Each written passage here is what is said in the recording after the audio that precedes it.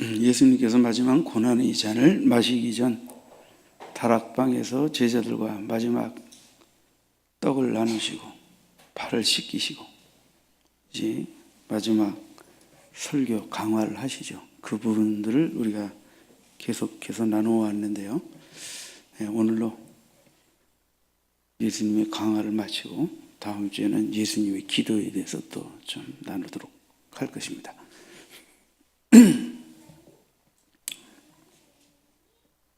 자, 예수님이 이제 마지막 강화문의 마지막 말씀, 이것을 너희에게 이르는 것은 너희로 내 안에서 평안을 누리게 하려 함이라. 세상에서는 너희가 환난을 당하나 담대하라. 내가 세상을 이겨노라. 자, 내가 너희에게 이것을 이른다. 이르는 것은 지금까지 쭉 이런 것들을 말해온 것은 이렇게도 볼 수 있죠. 그럼 앞장 본문뿐 아니라 다락방 강화의 전체적인 말씀을 다 아우르는 말이라 볼 수 있어요. 실제로 이제 16장 1절에도 보시면요, 내가 이것을 너희에게 이름은 너희로 실족하지 않게 하려 하며, 여기서도 내가 이것을 너희에게 이름은, 이렇게 16장 첫 절 마지막 절의 서두 부분이 다 이것을 이루는 이유, 그 목적이 뭐냐 하는 것을 밝히고 있죠. 왜 이러한 것들을 이루셨을까? 이제 여러 가지 이유가 있지만 가장 중요한 이유는 제자들에게는 감당하기 어려운 환난의 때가 그들에게 지금 다가오고 있다는 거예요. 그것이 뭐냐면 예수님, 구주로 믿고 따르던 주님이 십자가에 돌아가시게 될 때 그들은 아직 주님이 가르치신 말씀을 다 소화해내지 못하기 때문에 이제 주를 버리고 도망하게 되고 큰 좌절과 낙심을 하게 되는 이런 시험을 앞두고 있다. 그래서 주님은 그래도 그들과 3년여 동안 함께 하실 때는 늘 곁에 계시고 늘 말씀하시고 경책하시게 되는데, 주님이 그들을 일시적으로 떠나실 때는 이제 주님이 그들에게서 없는 상황에서 그들이 당하는 이 환난을 대비해서 뭔가를 이제 말씀하실 필요가 있으셨던 것이죠. 그러니까 다시 말하면 환난은 어차피 겪어야 될 일이지만 그 환난을 이길 수 있도록, 이겨낼 수 있도록 뭔가 이제 그들에게 말씀을 주시기를 원하셨던 거예요. 말씀을.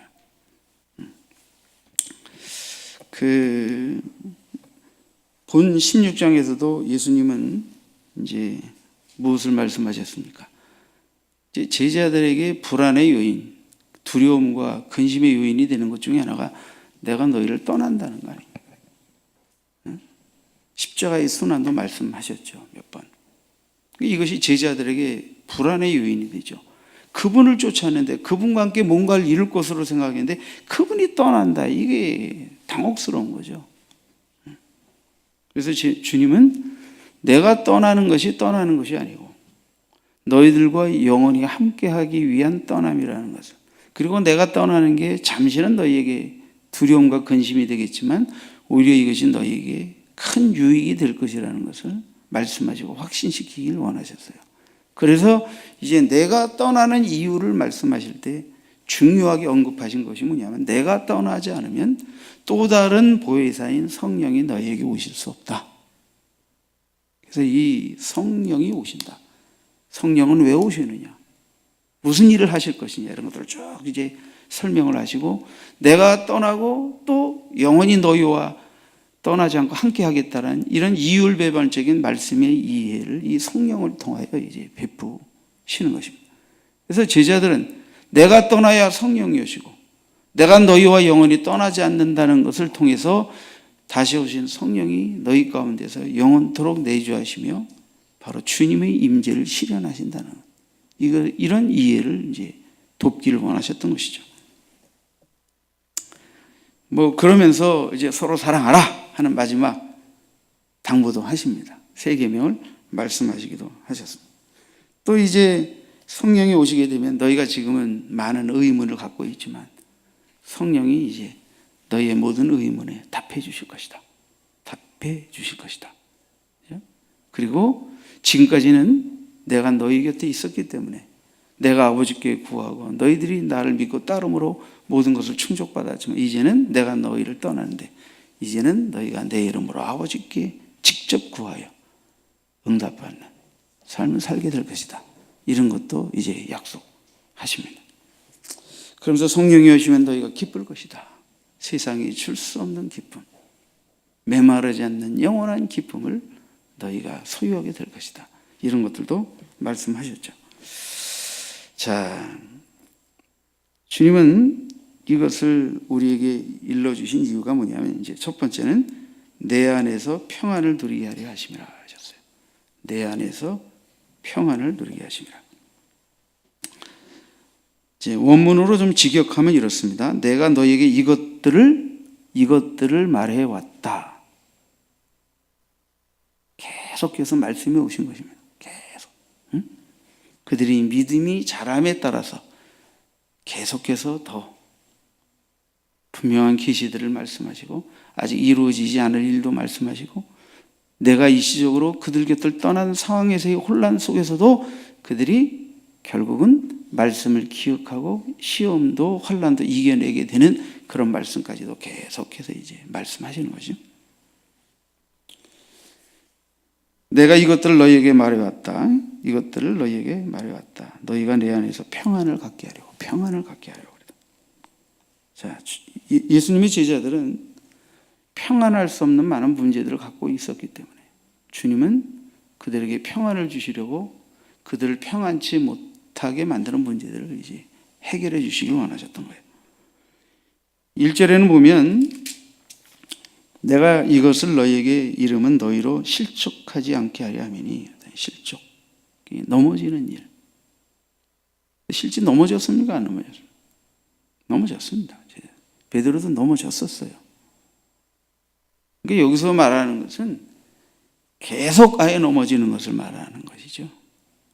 무릎 깨지고 넘어지는 일이 있지만 다시 일어나게 하시기 위해서. 물론 아예 실족하지 않게 할 수도 있겠지만. 자, 여러분 신앙생활 해오시면서 예수님 믿기로 작정하고 지금까지 걸어오시면서 한 번도 안 넘어져 보셨습니까? 쉬운 일이 아닙니다. 그럼 좀 쉽게 얘기해서 바꿔서 여러분 예수님을 나의 구주로 믿고 따르기로 결심하면서 적어도 내가 상식선에서 주의 말씀을 따라 순종하며 살겠다고 결심한 것들에 대해 한 번도 변개하지 않고 유보하지 않고 핑계대지 않고 포기하지 않고 지켜오셨습니까? 어떻게 주일은 잘 지키셨습니까?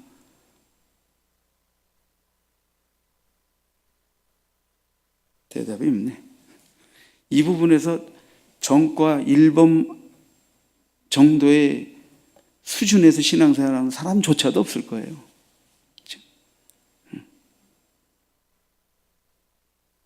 쉬운 일이 아닙니다. 다 넘어져 본 겁니다. 우리가 평생 주님을 믿고 신앙생활을 해오기로 작정하면서 한두 번 주일 못 지키고 화가 나서 억하심정이 나서 산으로 들러 엉뚱한 곳에서 근데 그러면 더 평안하고 그러면 더 기쁘고 그러면 더 내 인생의 문제가 잘 풀릴 줄 알았는데 웬걸 한 주 두 주 예배 빼먹어 보니까 이 속에서 걷잡을 수 없는 하나님을 향한 죄송스러움, 하나님을 향해 화가 나고 억하심정이 있어서 꿀대를 내봤는데 사실은 오히려 더 큰 불안, 염려, 말할 수 없는 불안정. 아니구나. 주님 앞에 나가 예배해야지. 이게 뭐야? 이렇게 해서 해결될 일이 아닌데. 그래서 예배는 내가 예배 잘 지켜서 구원받으려고 예배 드리는 게 아니고 정말 하나님 앞에 구원받은 하나님의 자녀가 매주 약속된 시간에 하나님께 나와 구속을 기뻐하고 찬양드리고 경배하는 이 믿음의 기조를 잃지 않는 정말 이 고백적인 예배, 이 고백적인 찬양, 경배를 절대 빼앗겨서는 안 되겠구나 하는 걸 절실하게 느끼게 되는 거예요. 그러면서 예배가 새로워지는 거죠. 하나님 앞에 부름받아 나와 경배하는 이 시간이 이게 그렇게 단순한 시간들이 아니라는 걸 깨닫게 되는 거죠.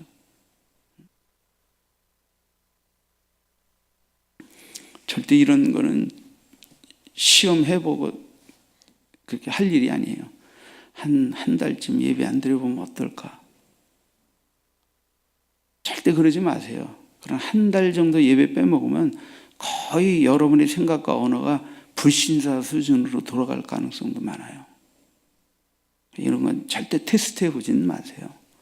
그냥 혹 해본 사람들의 경험을 들으면서 그랬겠구나 이런 정도가 좋아요.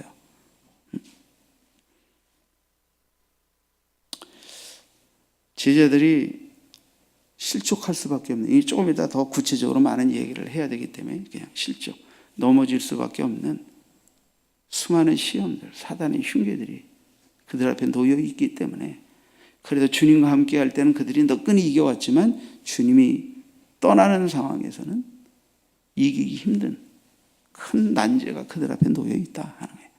그래서 그것을 이길 수 있도록 하기 위해서 여러 가지 말을 이루시는 거예요. 여러 가지 말을 이루시는 거예요. 저는 주님이 떠난다는 것 때문에 마음에 근심이 가득했죠.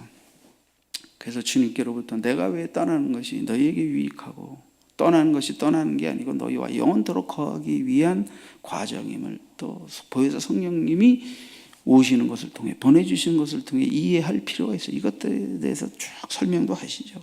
제자의 여러 가지 많은 의문도 있었어요. 그렇지만 내가 지금 너희가 갖는 의문을 다 말을 한다고 해도 해소될 수 없는 많은 의문들이 있다는 거예요. 그게 뭐예요? 주님이 왜 죽으셔야 하나 이해가 됩니까? 이 제자들이. 거기다 부활?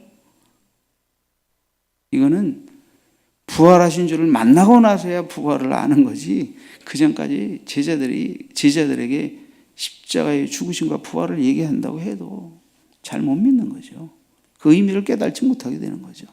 뒤에 이제 이해하게 될 것들이죠. 성령께서 내가 너희에게 이런 말을 잘 깨닫게 하고 생각나게 하고 잘 믿도록 도우실 것이다 라고 말씀하시죠. 주님은 그들의 근심이 변하여 기쁨이 되고 이제는 예수 이름으로 구하여 응답받을 수 있고, 그리고 정말 이제는 예수 안에서만이 참 평안이 있다는 걸 알게 하시려고 쭉 이제 이루시는 거예요. 여러 가지 말씀들을. 자, 여러분, 우리가 평안하려면 내가 정말 내가 너희에게 평안을 주겠다라고 하는, 너희로 내 안에서 평안을 누리게 하려 함이라. 내 안에서 평안을 누리게 하려 함이라는 건 이 평안이 주께로부터 온다는 거예요. 참 평안이 주님이 주시는 것이라는 거예요.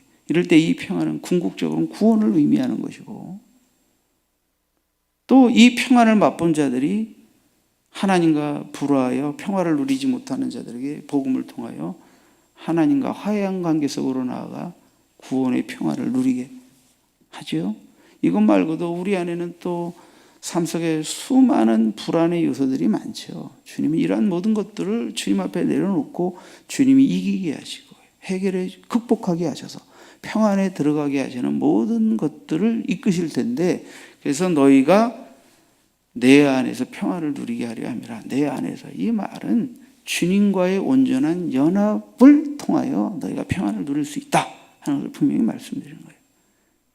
그러니까 예수 밖에서 또는 예수와 점점 더 멀어지는 상황에서 평화를 풍성하게 누릴 수는 없는 것입니다. 절대로 주님과 나와의 끊어질 수 없는 관계, 그리고 그 품 안에서 더 가까이서 그 품 안에서 논의는 믿음의 삶을 살 때에만 진정한 평안이 있는 겁니다. 평안이. 우리가 애 키워보면 알아요. 애 키워보면 애들이 이제 건강하게 뛰어놀고 이제 애착 관계를 넘어서 이제 할아버지도 할머니도 이웃도 집사님도 막 놀죠. 지금 막. 내가 그러다가 갑자기 몸이 아프면요, 다시 누구만을 찾냐? 건강하고 이제 막 자라면요, 친구하고도 놀고 맛있는 거 사준다는 집사님도 쫓아가고, 또 집에 늦게 안 들어가려고 할아버지한테 갈 거야 이래가지고 또 더 노는 시간을 연장하기도. 요즘 우리 그 손녀딸 다야가 그렇거든요. 근데 요새 아팠어요. 아프니까 이제 찰떡검 같이 엄마만 찾는 거예요. 어마어마하잖아. 밤에 또 열이 오르고 목이 아프니까 그러면 또 이제 어떻게 옛날 습관이 나오는 거야. 일어나라는 거야. 누워서 끙끙 앓으면 이렇게 토닥거리면 일어나라는 거야. 끌어안으라는 거야. 그리고 이렇게 하라는 거예요. 밤새도록 참 진짜 엄마는 죽는 거죠. 엄마는 죽는. 그러나 걔는 그때 가장 그나마 이 아픔과 고통을 이길 수 있는 안정감이 거기서 오니 일어나라는 거예요.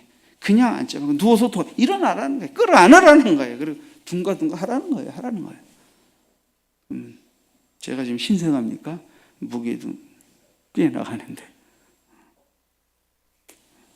저도 한 30분만 안 오면 허리가 끊어질 것 같아요. 근데 엄마는 죽어납니다. 우리가 다 그렇게 애를 키운 거예요. 아프고 힘들면 누구 품, 엄마를 품을 찾듯이 정말 너희가 환난을 당하고 근심과 염려와 두려움과 어려움들이 많게 될 때 그때 오히려 너희는 더 내 품을 내 안에서 진짜 평화와 진정한 승리를 맛보게 될 것이다. 주님이 이걸 말씀하고 계신 것입니다.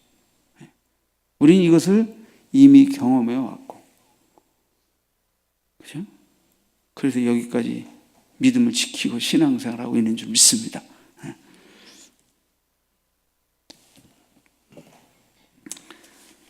여러분 제자들이 많은 이제 불안 증세, 의심 증세가 있는 것은 뭐냐면 주님이 누구신지를 알고 믿었지만 아직도 그들에게서 완전히 내려놓지 못한 그것이 뭐냐면 하나님 나라에 대한 밑그림이 굉장히 아직도 여전히 세상적이라는 거예요.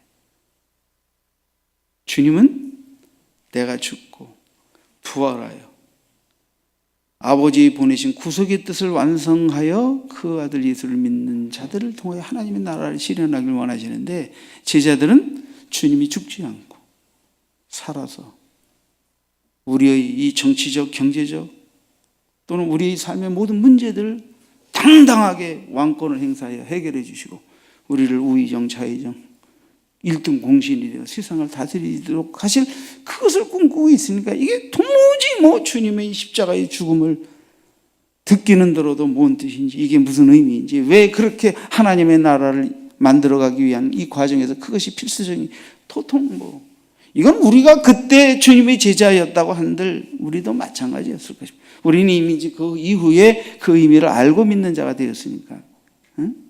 그렇죠. 그렇지 않았다면 우리도 마찬가지죠.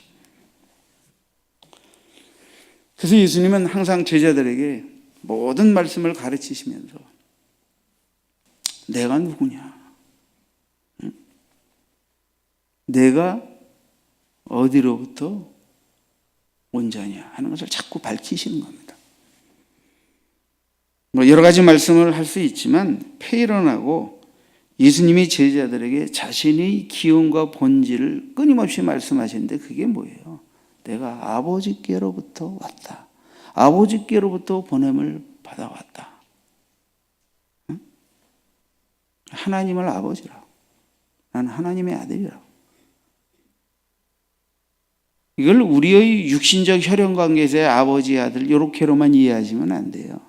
그냥 우리가 알기 쉽도록 예수님이 그렇게 표현하셨지만 그래서 이 아들의 개념은 단순하게 육신적으로 내가 낳은 자식, 나를 낳아주신 아버지 이 개념이 아닙니다. 예수님이 말씀하신 내가 하나님의 아들이라고 말할 때는 그런 육신적 개념을 우리가 가지고 우리는 이해하게 되지만 그것은 뭐예요? 바로 하나님의 본체이신데 내가 육신을 입고 이 땅에 왔다라고 하는 그분은 하나님이시라는 이런 의미가 사실 거기에 담겨져 있는 것입니다. 그러니까 아들은 아버지를 대신하는 겁니다. 그래서 아버지가 아들에게 모든 것을 맡기신 것입니다. 그분은 하나님이셨는데 육신을 입고 이 땅에 오셔서 육신적 제한을 입으셨지만 그러나 아버지께서 그에게 위임하신 모든 것들을 가지고 그 뜻을 행하기 위해 오셨다는 거예요. 그러니까 그분이 오신 것이 땅에서 나신 게 아니라 위로부터 오셨다. 위로부터 오셨다는 것을 말하는 거예요. 그래서 예수님은 누구든지 성령으로 거듭나지 않으면 하나님의 나라를 볼 수 없다라고 말할 때 이 성령으로 거듭난다고 하는 것 가운데 또 다른 의미 중에 하나가 뭐냐면 땅에서 난 자, 좀 더 실제적으로 말하면 어머니 자궁에서 태어난 자가 구원받는 게 아니고 위로부터 난 자, 위로부터 나셔서 구원의 구주로 이 땅에 오신 예수를 믿음으로 위로부터 난 자, 위로부터 나는 은혜를 얻은 자가 성령으로 거듭난 자고 그 자가 하나님의 자녀가 된다 하는 것을 말씀하죠. 이해할 필요가 있어요. 이거지. 그러니까 자꾸 위의 것, 영의 것, 영의 하나님의 나라를 말하니 육신적으로 땅에서 세속적으로 모든 것을 생각하고 판단하는데 익숙해져 있는 우리들이 이 영의 나라, 영의 것들을 이해하고 받아들이기가 무척 어려운 거죠. 어려운 거죠. 그래서 위로부터 나는 체험을 해야 그때부터 위로부터 오는 것이 무엇이고 위로부터 오는 은혜가 무엇인지를 자꾸 깨달아 알게 되는 역사가 있게 되는 거예요.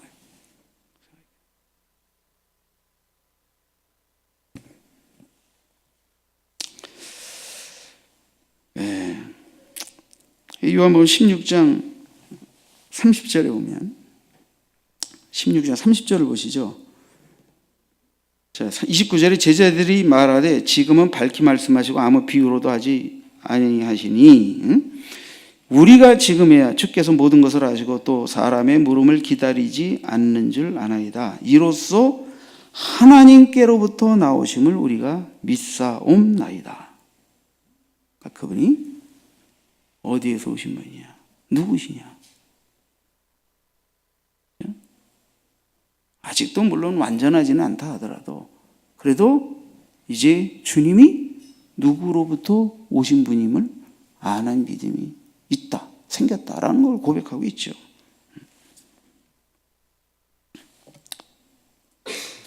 자, 예수 안에서의 평안, 예수 안에서의 평안, 그죠?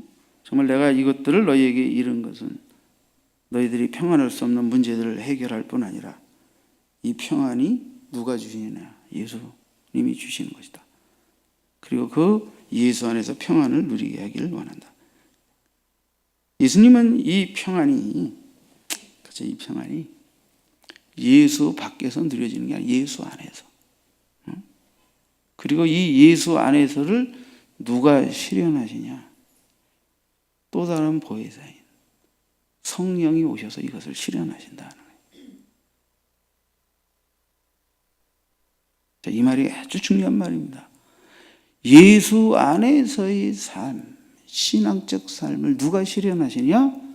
또 다른 보혜사로 오신 성령이 이걸 실현하신다 하는 거예요. 성령이 예수를 알고 예수를 믿고 예수께서 가르치신 모든 것들을 깨달아 알고 생각나게 하고 아버지의 음성을 듣게 하고 아버지 성품을 닮아가게 아버지의 뜻을 쫓게 하고 그 모든 예수 안에서의 삶을 누가 우리 안에 보냄을 받은 성령이 오셔서 그것을 실현하신다. 성령. 그러니까 목회자는 성령으로 말씀을 전한다는 의미를 익숙하게 해야 돼요. 물론 책도 선배님의 신학서적도 예화서적도 성경도 연구하지만 그런 모든 것들을 조합해서 오늘 이 시간 성령이 나를 통하여 뭘 말씀하시려고 하는가에 대한 것의 마지막 그저 그 모든 것의 결론이 흘러 와야 돼. 그래서 거기서 성령이 이 시간에 무슨 예수님이 무엇을 가르치려고 하시는가 나를 통해. 성령님과 늘 사귀고 교제하며 성령이 실현하시는 예수 안에서의 삶을 익숙하게 경험하면서 사는 목사가 아니게 되면 이게 잘 안 나오는 겁니다. 이게 잘 안 나와. 응?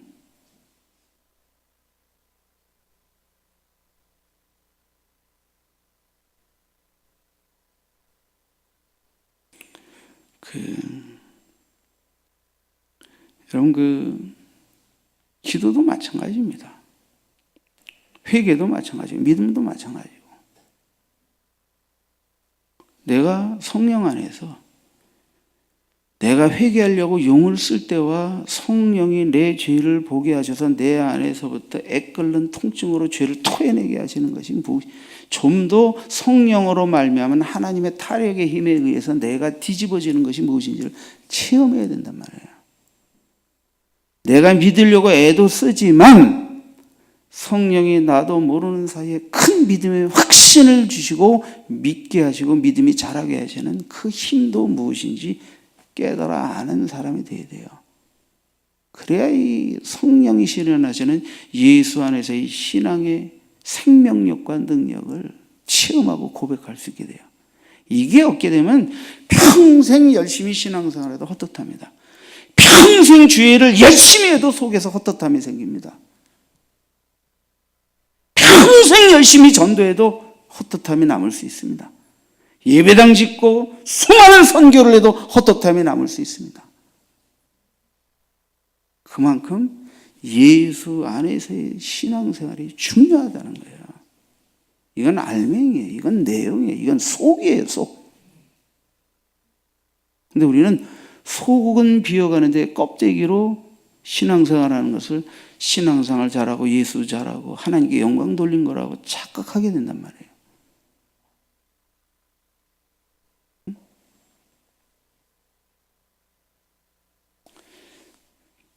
지금은 예수 안에서를 말하려고 하는 게 주 목적은 아니니까 이거는 이 정도까지만 얘기하죠. 자, 두 번째는 예수께서 승리하신 것처럼 예수를 따르는 제자들도 환난 중에 담대할 수 있도록 또 지금까지 이제 뭔가를 말씀해 오신 거죠. 그죠? 그래서 주님이 이제 하반절에 세상에서는 너희가 환난을 당하나. 환난은 이제 진짜 큰 환난이 그들에게 남아있죠. 자신들이 믿고 따르는 선생님이 십자가에 죽임을 당하니까, 야, 이 망했구나. 이제 우리 큰일 났다. 우리 망했구나. 그래서 엠마오로 가는 두 제자가 실망하여 돌아가는 것 같은. 그죠? 베드로도 막 고문당하고 잡혀서 이제 죽음에 이르는 예수를 바라보면 자기도 죽을까봐 두려워가지고 죽는데도 오게도 뭐 다른 놈들은 다 도망갈지라도 쫓겠습니다라고 호언장담했던 베드로가 부인하고 맹세하며 저주하며 부인하며 예수님이 달기 열기 전에 내가 나를 3번 부인할 것이라는 말씀이 생각나서 통곡하게 되어지는 그런 일을 겪게 된단 말이에요. 이런 환난이 그들 앞에 다가온단 말이에요. 환난을 당하나. 그러나 어떻게 뭐라 그랬어요? 담대하라. 담대하라. 왜? 내가 세상을 이기었기 때문에. 내가 세상을 이기었노라. 그럼 여기서 내가 세상을 이겼다라는 말은 뭐냐? 이건 조금 더 원문을 직역해야 의미가 확 닿아요. 세상에서 너희가 환난을 가지고 있다. 그러나 용기를 가져라. 내가 세상을 이겨왔기 때문에.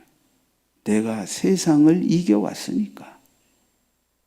한 번 이기고 끝난 게 아니에요. 한 번 이기고 질 거라는 의미가 아니에요.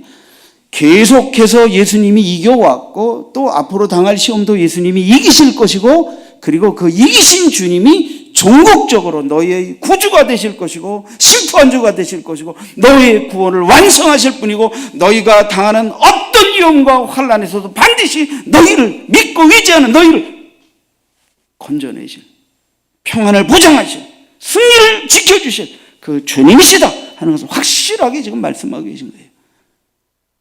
물론 제자들이 이 말을 들을 때 이 말의 의미를 100% 전달받지 못하죠. 이후에 알게 되죠. 이후에 알게 되죠. 승리해 오셨다. 승리해 오셨다. 자, 예수님은 어느 때부터 승리해 오신 것입니까?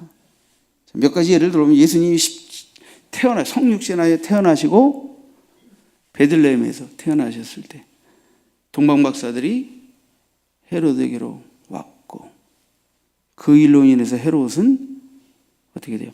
유대인의 왕 이래가지고 나한테 일러달라 경배하러 가겠다. 그런데 천사의 지시로 동방박사들이 딴 곳으로 가니까 속은 줄 알고 화가 나가지고 베들레헴의 2살 미만 아이들 다 죽이지 않습니까?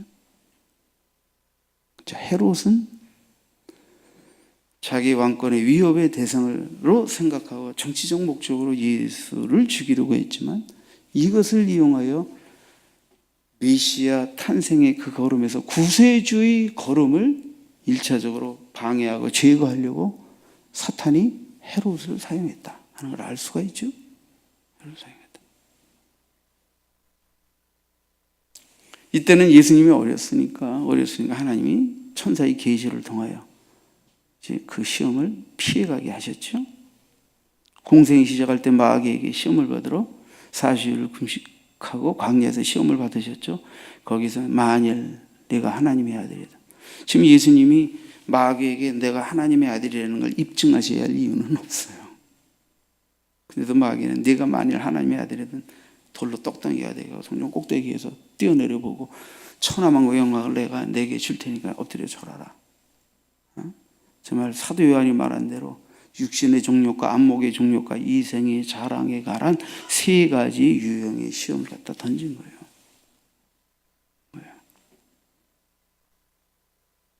그 시험이 뭐냐?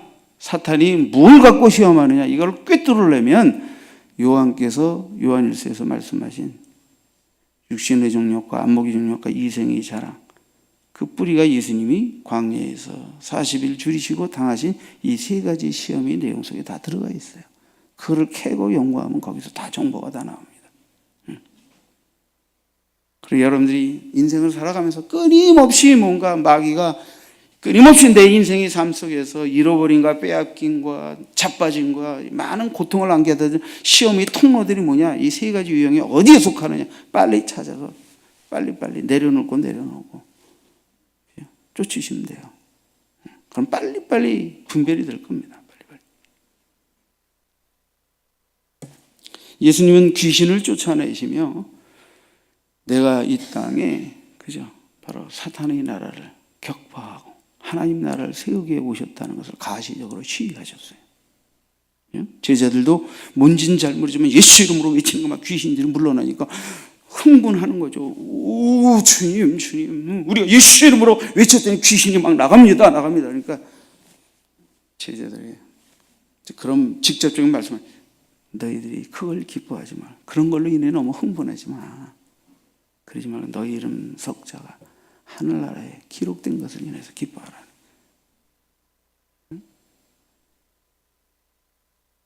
여러분, 이 체험 때문에 예수 이름의 능력과 체험을 경험하면 흥분하게 돼요, 우리가. 처음엔 그럴 수밖에 없죠. 희열을 느낄 수밖에 없죠. 그게 본질이 아니에요. 진짜는 내가 하나님의 자녀가 되었다는, 예수 이름의 권세를 누리고 사용할 자가 되었다는 것이 더 본질이에요. 그러니까 그 힘, 그 믿음의 근거가 예수께 있다는 걸 아는 게 중요한 거죠. 그러니까 주님께 영광 돌리고 주님이 시키는 대로 주님의 영광에 저촉이 되지 않게 주신 힘과 은혜와 은사와 능력을 사용해야죠.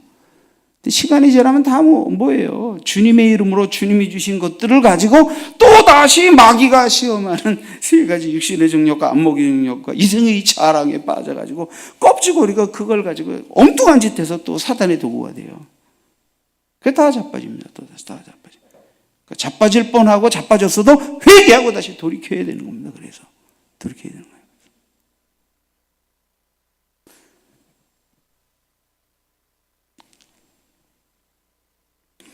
예수님은 공생애 동안에 500여의 기적을 행하셨을 때 많은 사람들이 예수를 왕삼으려고 하지요.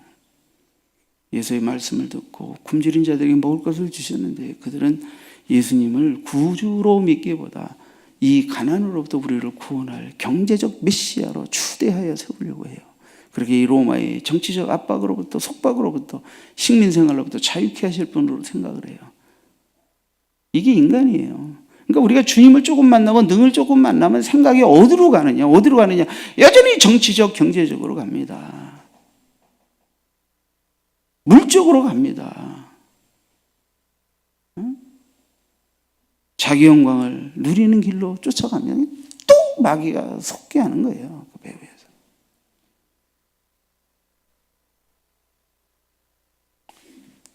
예수님이 이제 마태복음 16장에 보면 이제 예수님이 자신의 순환에 대해 이제 말씀하시기 시작해 몇 번 이제 말씀하셨는데 이제 말씀하시기 시작하니까 예수님이 이제 여러 가지로 때가 되면 이제 자신이 고난당하고 죽임당할 것과 부활을 암시적으로 이제 쭉 말씀하시니까 주님께는 결코 그런 일이 있을 수 없다는 거예요. 누가 그랬어요? 베드로가 그랬잖아요. 베드로가 마태복음 16장 22절을 보니까 예수님이 대제사장과 서기관과 그들에게 많은 고난을 받고 죽임당하고 제3일에 살아나야 할 것을 이제 제자들에게 비로소 이제 말씀하셨단 말이에요. 이걸 말씀하기 위해서 오랜 시간이 흘렀단 말이에요. 제자들과의 관계 속에서. 이제 비로소 이제 진짜 주님이 왜 오셨는지, 왜 죽으셔야 하는지, 왜 부활하셔야 하는지, 아버지께서 보내신 그 구원의 역사의 뜻을 이제 막 말하니까 베드로가 16장 20절 베드로가 예수를 붙들고 항변하여 이르되 그리 마옵소서 일이 결코 주께 미치지 아니하리이다. 예수님 베드로에게 사탄아 내 뒤로 물러가라. 너는 나를 넘어지게 하는 자로다. 네가 하나님의 일을 생각하지 아니고 도리어 사람의 일을 생각하는도다. 베드로가 호언장담했어요. 아버지 보내신 뜻을 말하고 수행하려는 예수님께 사람의 일, 육신적인 생각으로 거침돌을 놓았어요. 그래서 베드로에게 사탄아 물러가라. 베드로가 사탄이라는 뜻이 아니라 베드로의 마음속에 육신적으로 호언장담하며 자의지적으로 자기 열심을 따라 말하는 그 성품을 통하여 마귀가 베드로의 입을 빌어서 예수에게 지금 시험을 가져다 주고, 그러니까 이 사탄아 너희들은 물러가라. 예수님 물리치신 거죠.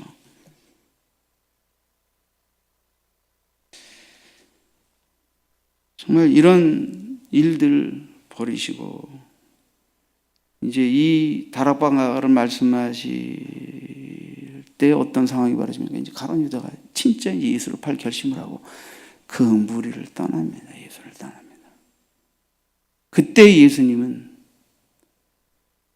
인자와 영광을 받았다라고 말합니다.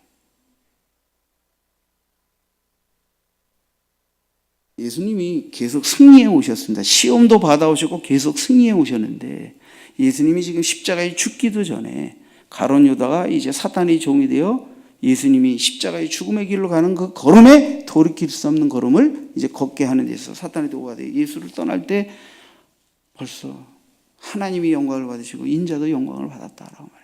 이건 승리의 선언 아닙니까? 이미 아버지의 뜻대로 내가 죽을 것이라는 거예요. 그 뜻대로 순종할 것이라는 거예요. 그래서 반드시 아버지 보내신 구속의 사역의 역사를 이룰 것이라는 거예요. 그래서 하나님이 영광을 받으시고 인자도 영광을 누리게 될 것이라는 거예요.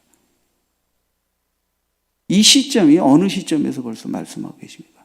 가룟 유다가 떠날 때, 사단에 점령당할 때 벌써 승리를, 사탄으로부터의 벌써 승리를, 일시적으로는 사탄에게 패배한 것 같고 사단의 종노릇하는 가룟 유다와 대장과 서기관과 그 부하 내동하는 성난 무리들에 의해서 정죄되고 빌라도에 정죄되어 이제 판결되어 십자가의 형을 받고 고문당하고 죽으시겠지만, 그래서 일시적으로는 사탄과 그 육신과 사람의 일을 쫓는 자들이 눈에 볼 때 예수는 끝났다라고 보겠지만, 그러나 예수님은 그 너머에 부활까지 바라보시고 승천 다시 오시는 성령을 보내는 이런 모든 것들, 아버지의 계획과 뜻 앞에서 아버지의 보내신 뜻이 완성될 것이고, 나는 그 뜻에 대해서 베드로를 통하여 마귀가 속살거린 것처럼 육신적으로 땅의 생각으로가 아니라 오직 아버지 보내신 뜻과 그 명령을 온전히 받들어 그 길을 갈 것이기 때문에 승리를 선포하시는 거예요. 승리를. 그러니까 주님은 시험을 받아오신 것처럼 계속 승리해 오신 것입니다. 그리고 종국적으로 승리하실 것이라는 것을 말씀하신 것입니다. 이것을 믿는 너희에게 평안이 있고 승리가 있다. 그러니까 담대하라, 담대하라 말씀하시는 겁니다.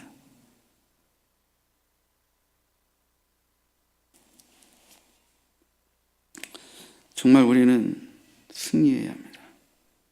자, 아까 말한 대로 16장 1절에 내가 이것을 너희에게 이르면 너희로 실족하지 않게 하려 함이, 실족한다는 말은 이제 원문상으로 스칸달리조라는 말인데, 이건 스칸달로란이라는 말에서 나온 말이에요. 덧 함정 거침돌이라는 뜻입니다. 덧 함정 거침돌. 그러니까 너희가 실족하지 않게 하려 함이니라는 말은 결국 사탄이 놓은 덧 함정 거침돌이 있어서 자빠지고 넘어지고 죽을 뻔하는 위험한 일들이 발생한다는 거예요. 그러나 거기서 완전히 죽지 않고 패배하지 않고 넘어지지 않고 다시 일어나게 하신다는 거예요. 다시 일어나게 하신다는 거예요.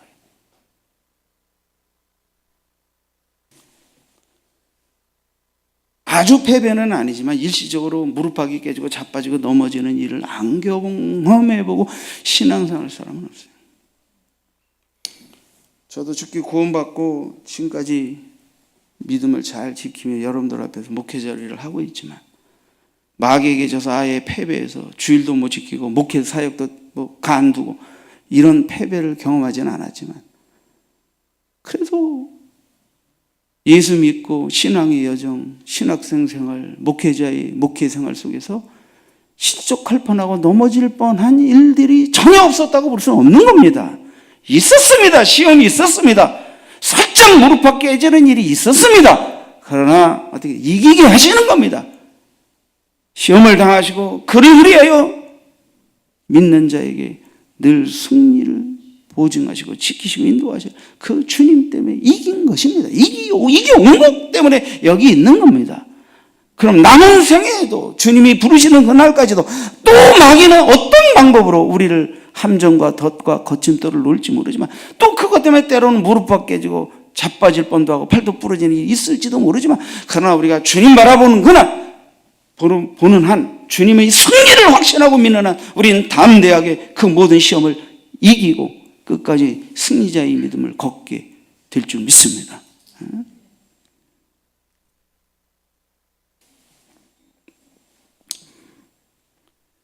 가장 가까이 그들 측근 가운데서 주님의 제자로 부름받은 자들 가운데 그들은 이미 아주 금방 전에 가룟 유다가 완전히 패배자의 길로 들어섰다는 것을, 그것도 그들은 밤에 음식 떨어질까 봐 좀 더 모자란 거 살아간 줄 알았으니까 그들이 잘 몰랐겠죠. 나중에 알았겠지만 그러나 어쨌든 주님은 벌써 이미 패배자의 길로 들어선 가룟 유다, 자신이 죽음과 고난을 인하여 흔들릴 이 제자들을 앞에 놓고 승리자의 걸음을 걸어야 할 이 제자들에게 승리의 비밀을, 참 평안의 삶의 비밀을 말씀하고 계신 거예요.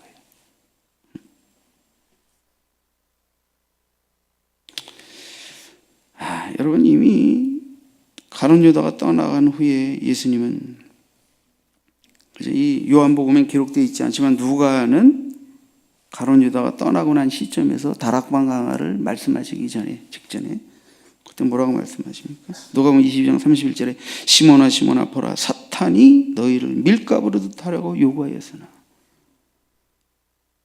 그러나 내가 너를 위하여 내 믿음이 떨어지지 않기를 기도하였노니 너는 돌이킨 후에 내 형제를 굳게 하라. 요한복음 13장 36절에서는 그죠? 다락방 강화 그 시작 시점에서 시몬 베드로가 이르되 주여 어디로 가시나이까? 예수께서 대답하시되 내가 가는 곳에 네가 지금은 따라올 수 없으나 후에는 따라오리라. 내가 십자가의 잔을 마시는 그 길에 넌 따라올 수 없다. 주님은 죽는 데라도 가겠어. 안 된다는 거예요. 그러나 후에는 따라온다.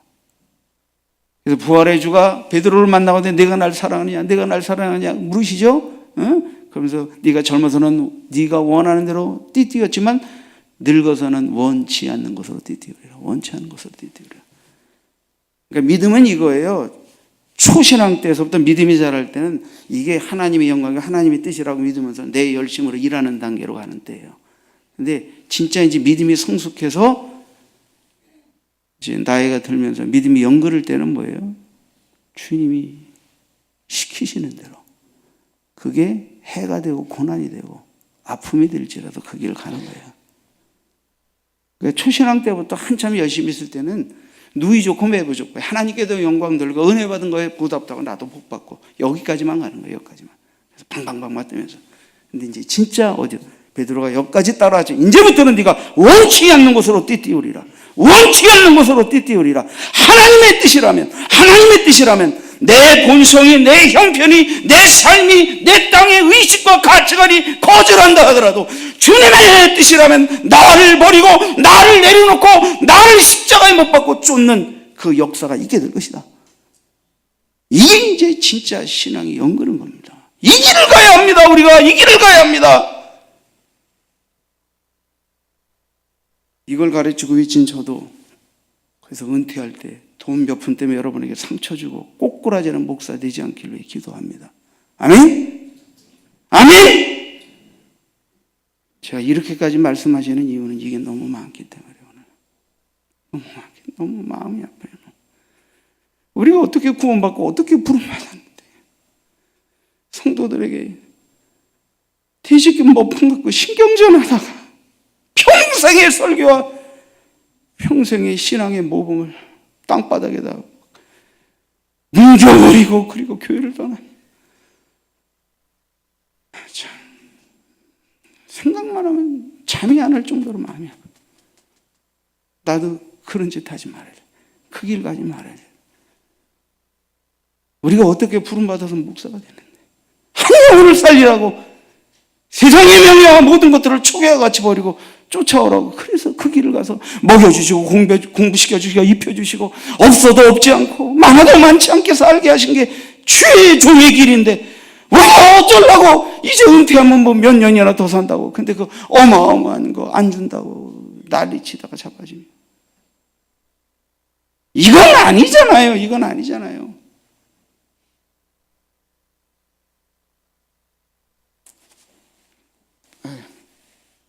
저는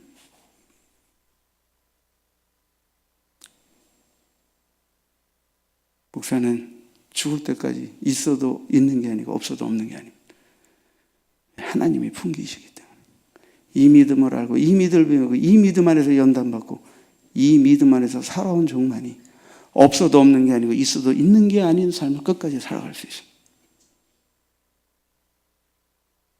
없어도 없는 게 아닙니다. 왜? 하나님이 채우시니까.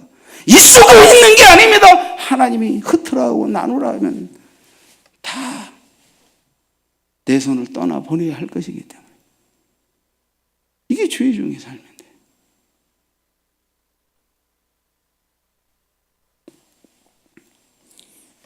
우리는 승리자의 길을 가야 합니다. 승리에 오셨고 전국적인 승리자이신 그 짐을 끝까지 바라고 믿고 그 길을 쫓는 자로 가야 합니다. 물론 과정에서는 사탄이 거침돌, 함정, 내 안에 있는 치명적인 약점들, 아직 내려놓지 못하고 깨지지 못한 문제들을 끝까지 물고 늘어지며 사탄이 끝까지 우리에게 방해를 놓을 것입니다. 그러나 주님은 베드로를 위해 기도하셨습니다. 넘어질 것도 아시며 기도하셨습니다. 내가 너를 위하여 기도했다. 네 믿음이 완전히 떨어지지 않기를 위하여 기도했다. 돌이킨 후에는 형제들을 굳게 하라. 할렐루야. 넘어졌지만 크게 넘어졌지만 그러나 돌이킨 후에는 회개한 후에는 형제들을 굳게 해서 함께 초대교회를 일궈라 하는 거예요.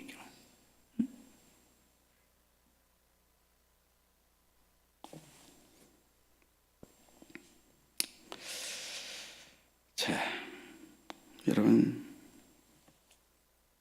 주님은 제자들의 실족과 상황들을 이겨내도록 하기 위해서 불안과 의심과 두려움으로부터 떠나도록 환난을 당하지만 담대히 맞서 나갈 수 있도록 정말 승리를 주실 주 안에 거하여 평안을 누리도록 이 귀한 말씀을 제자들에게 주셨고 또 오늘 사는 우리에게 이 말씀을 주신 것입니다.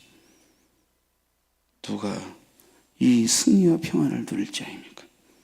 날마다, 한때가 아닙니다. 날마다 예수 안에 거하는 성도여야 합니다. 승리를 주신 주를 끝까지 믿고 따르는 담대한 믿음의 성도가 되어 이 승리와 이 평안에 들어갈 수 있습니다.